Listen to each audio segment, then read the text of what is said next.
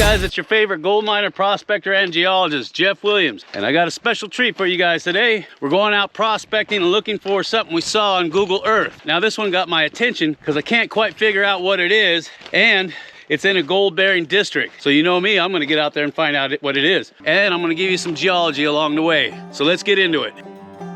We start our journey under the blistering sun, across the rugged mountains of gold country, a land where whispers of fortune echo through the canyons, and every gust of wind seems to carry the tales of prospectors who chase dreams as elusive as the mirages shimmering on the horizon. These mountains bear witness to the relentless pursuit of a dream, where the promise of gold has lured adventurers from far and wide. Oh wow, look at this, black sand. Look, this is nothing but black sand. All through here. This would be a good place to sample on this bedrock. That's all black sand, see that? All right, now I've been finding little bits of float. They call it float when it's part of a quartz vein. It breaks off from the host, travels down the hill. Look at this. Now this obviously looks like somebody put it there because I don't have a vein anywhere near this. So somebody's been out here prospecting and doing what we're doing today. So this is a good sign. We just need to find out where it came from and if there's mineralization in it. Because you can find quartz veins all day long, that don't mean nothing. You gotta have mineralization in them, and even that don't mean nothing, because I've seen mineralized veins not have a speck of gold in them. So you gotta do your research, do your homework, and you gotta play detective. Now I'm gonna surmise that there's a quartz vein hiding somewhere up there in that mountain. In fact, I'm sure of it. But that's not what we're here for today. But I'm definitely gonna mark it on the map and come back when it gets a little bit cooler, and I'll comb the whole side of that mountain until I find it. Because there's pieces of float everywhere, like this one. And I know they came from somewhere up there.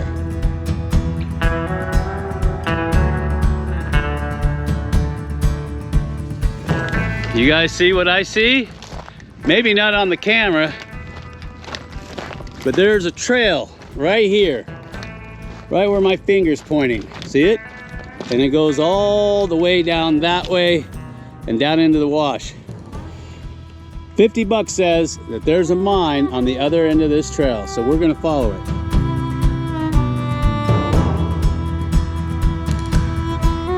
Now I got a blowout over here, not a volcanic vent, but an outcropping of float, of quartz. I want you to see this, because when you're out in the field, it's important you recognize these, that way you can try to pinpoint the source. But I've got all this basalt laying on the ground, you see that?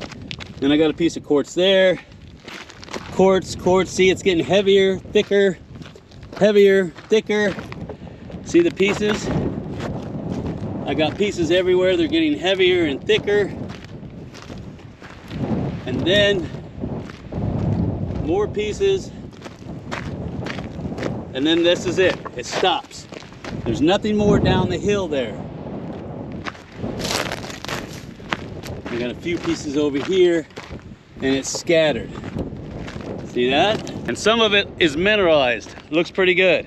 That tells me there's a vein running east to west because I've got a huge concentration right up on this ridge. I'm gonna mark that on my map. I'm gonna come back later and see if I can determine where it's at. It's not a super healthy vein, but it does have some red staining in it, which is always good. So this area is really proving to be promising because of all of the indicators that I'm seeing. And this is what you should be looking for too when you're out in the field, is these types of indicators if you're in this type of geological setting. Remember, it's not a one-all-fits-all type of scenario. You're gonna have certain geological indicators in one area that you don't find in another area. So just keep that in mind. That is why research is so critical, so important when you're out here looking for this stuff, because it gives you a head start. If not, you could spend weeks, months, years out here combing the hills and then finally figuring out the picture. Save yourself some time, trouble, and a whole bunch of headaches. Do the research. Now, most of the host rock out here is in the granite family. These are granitoids. You have a lot of granite diorite, you have a lot of quartz monzonite, syenite, all these different types of rocks that are in the granite family.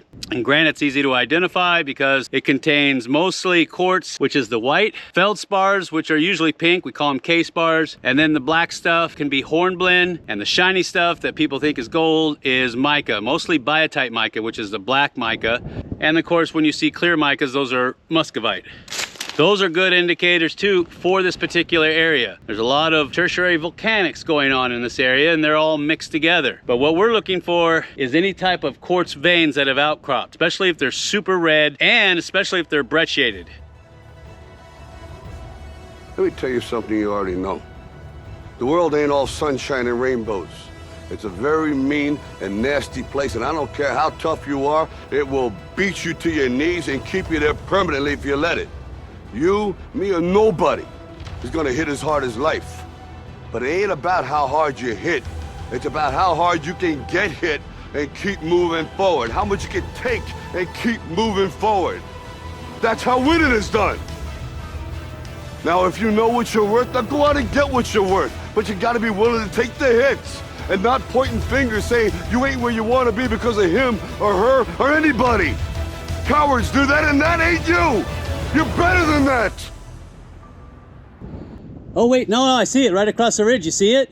Right there, it's hiding. I would have never seen it hadn't I been looking for that pesky trail. Yep, that's the one. So we're gonna run over there first, but let me see if there's anything else along the way. Because chances are nobody's been on this trail for 150 years. Look, I see another trail right there. Do you see it? Going up over that way. I'll bet you there's another one over there. So we'll follow this one later. There, you can see it really clear now. See that well-defined switchback? And I see red. It might be scoria, but we'll check it out later. For right now, we're headed right there. I see an adit down there, and I see what we saw on Google Earth, which is those two structures right there. And I think there's a third one on the other side of the hill. Workings consist of a 300-foot long shaft and several adits, all totaling 4,000 feet. Ore is in 3 parallel quartz veins striking east and dipping 50 degrees north, cutting through granite. One vein is 4 to 20 feet wide, averaging 12 feet wide. Total production reported at about $150,000 worth of gold at $20 an ounce.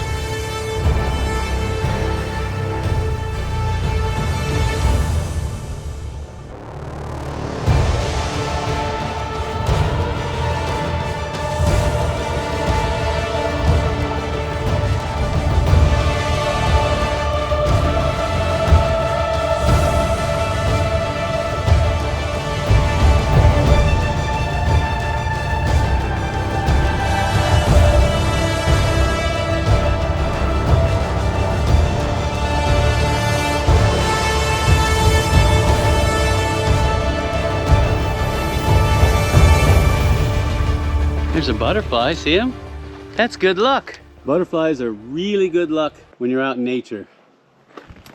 See him? All right, we're down the ridge from the mine, and I wanted to show you this huge collection of black sand. Now, the reason why I'm telling you this is because if you're in areas that produce free mill gold in these hard rock mines, sample the mine dumps and sample right down below in any washes, rivers, or creeks that are directly below the outcrop that they mined into, or even the waste rock piles. Because a lot of times over 20, 30, 100 years, a lot of the material has washed down into the lowest point, which is naturally what? Rivers, creeks, and washes. This is a good place to prospect and sample because Mother Nature's done all the work for you. What I would recommend doing is looking for bedrock exposures and sampling those. That way you get a really fast, quick snapshot of what's in the area. And I got some nice bedrock here, so we're gonna sample that real quick, and I'm gonna see if there's any free mill gold here. See that? All that black sand, isn't that beautiful? Look at that, just gobs and gobs of it. That is amazing. I got bedrock over there, and I got bedrock right here. So I'm gonna go ahead and sample off of the cracks and fissures because Mother Nature's already done all the work for me. And then later we'll take that down and pan it. In the meantime, I'll continue to do grab samples, chip samples, maybe even a channel sample, and then we can take that and crush it and see if there's any gold in it. But that way I've got my bases covered. Now, another good indicator I found out here is this greenstone. Now, not to be confused with metavolcanics greenstone, that's a whole different type. And there are gold deposits that are associated with greenstone belts, but that's for another discussion. And those are usually the result of regional metamorphism. But that's not what this is. This has got a lot of olivine and amphibolite inside of it. So we're gonna keep poking around, and when I see something different, I'm gonna show you what that looks like too, so you can be aware of it. Now, remember what I told you about getting one of these dust busters? These are perfect samplers on bedrock. Just scrape and vacuum, and then you can pan it later.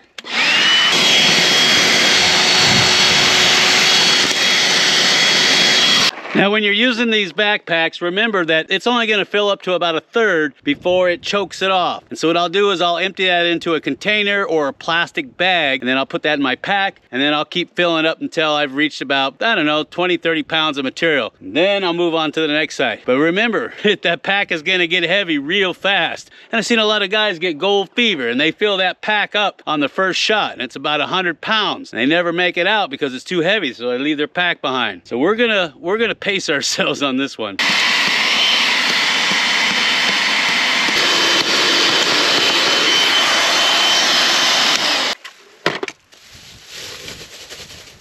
All right, that's about all I'm gonna take from this one little piece of bedrock. And we're gonna move on, and I'm gonna see what I can find down at this mine, because I'm really curious, and I know you're curious, but I'm not gonna do nothing until you smash that like button. Smash it hard! See all that red dirt up there? That's the material, or the color of the material that they were pulling out of that mine. That's good news, because remember what I told you, the redder the better. And it looks like they had a milling operation here on site. That's even better, because mines that are poor don't do their own milling. They send it out somewhere else. Another thing is, look at this red pile, it leaches right down here into this wash. So you know I'm taking samples down in here too. And then I got an adit right over here. So we're gonna go take a look at that. But you can see where this has all been weathering down in here into the wash. And all I need is a little bit of bedrock like that. And I'm gonna take samples, see what's coming out of it. Look at that. There's a little adit right there, you see that? Looks like somebody's already beat me to it though. Let's go take a look. Oh, yeah, it's not bad. Got a lot of rats living in this one. A lot of rats. Oh, it's just an exploratory. See that? And there's bats already.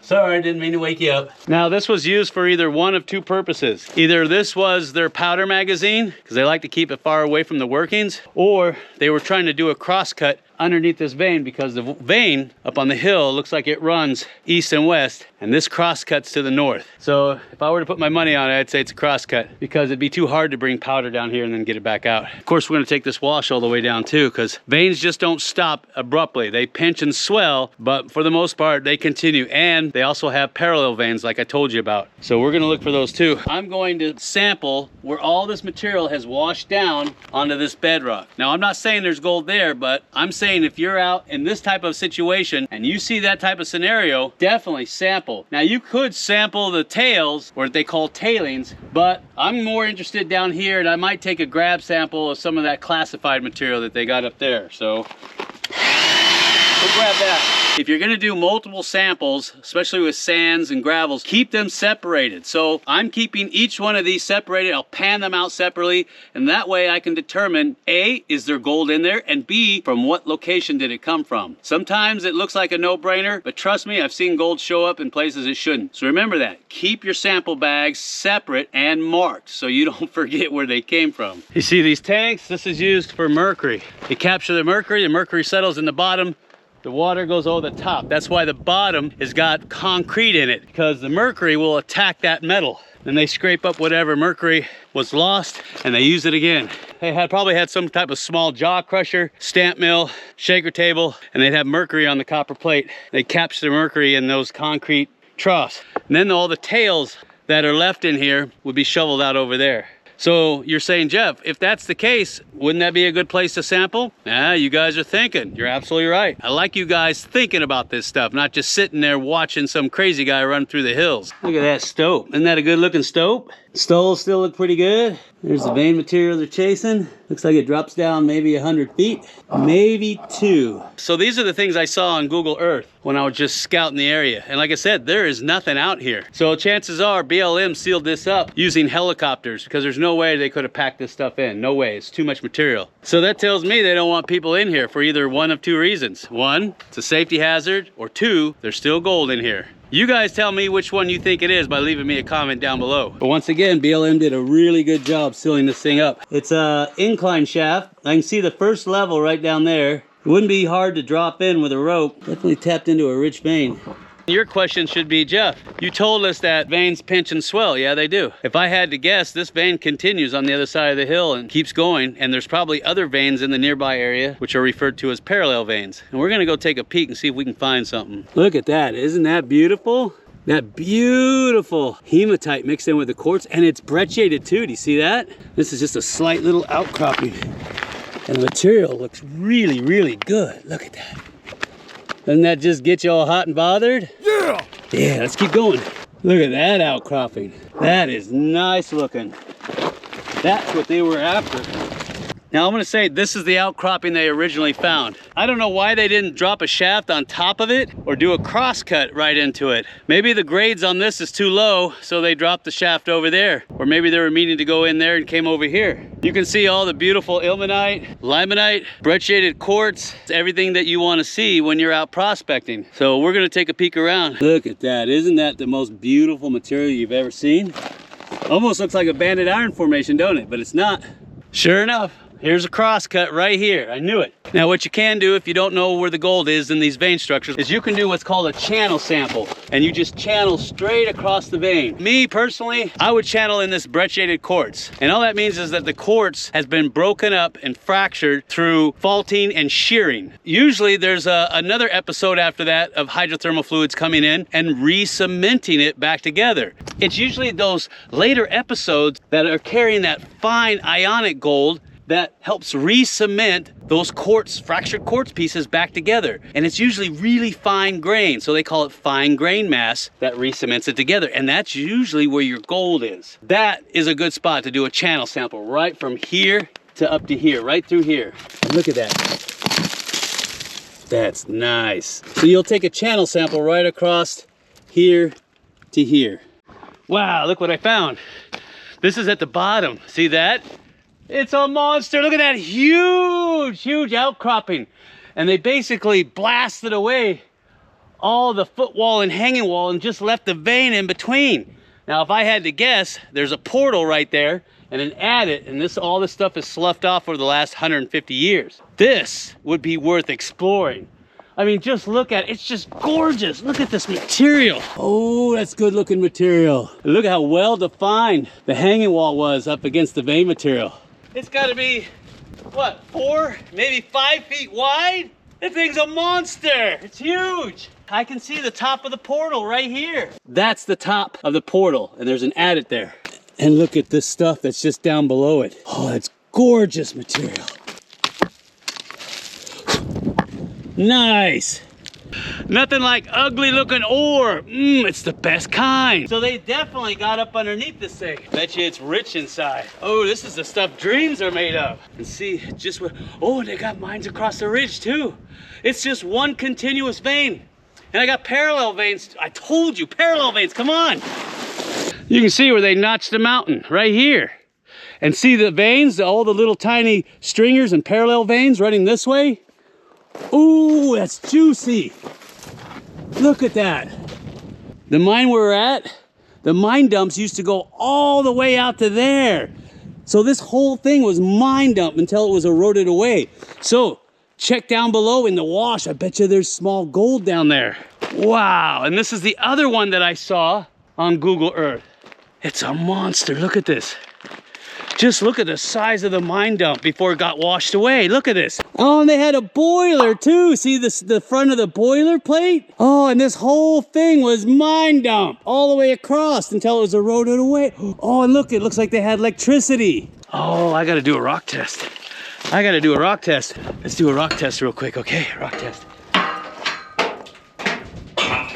Oh. Down there is a perfect place to sample because all the mine dump has eroded down into there. So all you need is a bedrock exposure. And if you can find a bedrock exposure, that's gonna trap all the gold that was in the mine dump because you know they didn't get it all. Oh, I can't believe how big these mine dumps are. I'm really impressed. Thought it was just gonna be a little exploratory. Yeah, and the boiler sat up here too. You can see the concrete right here for where the boiler sat. So yeah, they definitely had a boiler here. There's the concrete foundations for the hoisting works. They must have had a huge head frame right here. And I'll bet you this shaft connects not only to that plugged adit over there, but it also connects to the other workings we saw earlier. Imagine getting into there. Oh, and there's a compressor pipe, see it? Right there. They're using that for compressed air for the drills. Oh, that is cool. They had a boiler, they had a hoist, obviously, and they had a compressor. Of course, I gotta know what's over that ridge because the vein is traveling east and west. So now I gotta know what's over that ridge.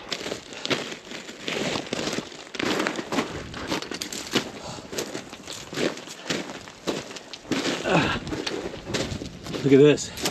You can see where they drilled and blasted this little section out. See if they could get a taste of that vein. Look at this. There's more of that vein material down there, you see it? It looks like it's starting to thin out though. Right there. See the mine dump?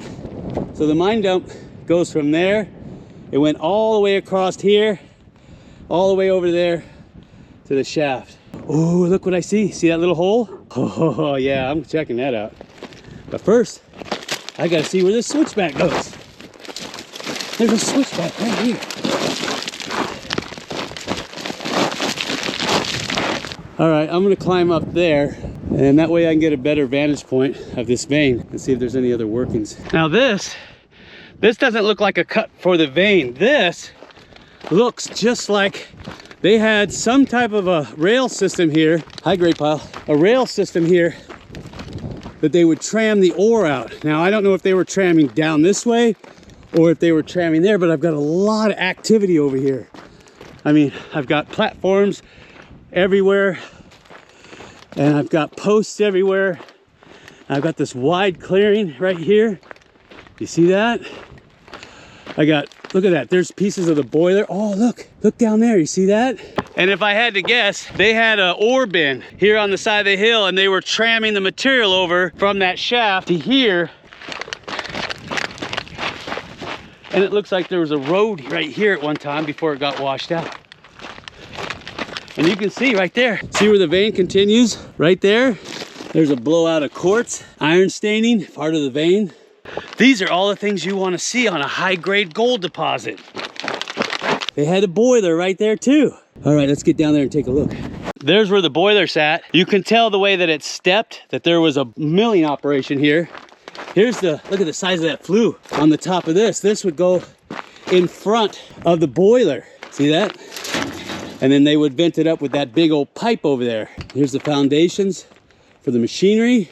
So obviously this was a big operation for them to build a mill right here to process all the material. I thought the other one was a mill. It's just a little tiny one. This was the major operation right here. And it looks like always, what? Looks like somebody came in here and they burned the mill down, because I can see evidence of fire. I hate that, I really do. People gotta come out here in the middle of nowhere and burn everything down. But this is why I and a lot of other people don't reveal the locations of mines on the internet, because people come out here and they do what? They use their 2 brain cells to burn down any type of history that's out here that's remained for the last 150 years. A lot of people are gonna use strange names to talk about locations and the names of mines, and that's why. Because this is a milling operation, this is where all the high grade went. And if this is where all the high grade went, you should have piles of high grade. You can see where they had an ore bin at the top. They probably had some kind of jaw crusher. Probably had a 2-battery stamp mill, which is 10 stamps. And then they probably had tables, amalgamation tables. Now, based on the width of these ledges, I would guess to say that it was a 2-battery stamp mill, which is 10 stamps. But this is really a big operation. This is a lot bigger than I expected. This is my point, is you never know what you're gonna find when you're searching Google Earth. And that's why I tell you, if you see something, mark it on a map. When you get a chance and the weather permits, get out there and check it out. Get boots on the ground. Because I never saw this on Google Earth. I only saw the coverings. And you never know what you're gonna find, especially if you get high-grade piles. And this is another thing you should look for, is high-grade piles. Areas that didn't make it through the mill. And I'm sure I'll find some around here and we can sample that. But this is promising. The question is why did the mine shut down? Did it shut down because it ran out of good ore? Did it shut down because of economic issues? Or did it shut down because of the start of World War II,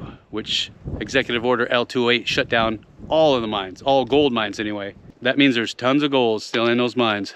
See the bedrock I've got right here where I'm standing on? This is all black sand. See that? Just gobs and gobs of it. And where does it come from? It comes from those mine dumps. The mine dump went from there all the way across to there. That was nothing but mine dump. And Mother Nature over 150 years eroded all that away, dumped it in the wash, and this is a giant sluice box, and she did all the hard work. If there's any gold, it's gonna be from the mine dumps. It's gonna be in this bedrock. And that's what you should be doing too, is sampling bedrock right down below the mine dumps, especially if you see that a lot of it's been eroded away. Evidence of buildings everywhere. anywhere, and it's not on any map. That's the strange thing about it. And that's why I always tell you, check your Google Earth. Don't always rely on USGS reports, because I didn't see anything in the USGS about this area. Some idiot took the tag off of this. Is there no limit to people's stupidity? Now I'm gonna take all these samples home and then crush them down and pan them out. And if there's any gold in them, we'll put snapshots at the end of the video. And I want you to tell me where you think it came from if we do find gold. And I'll see you on the next video.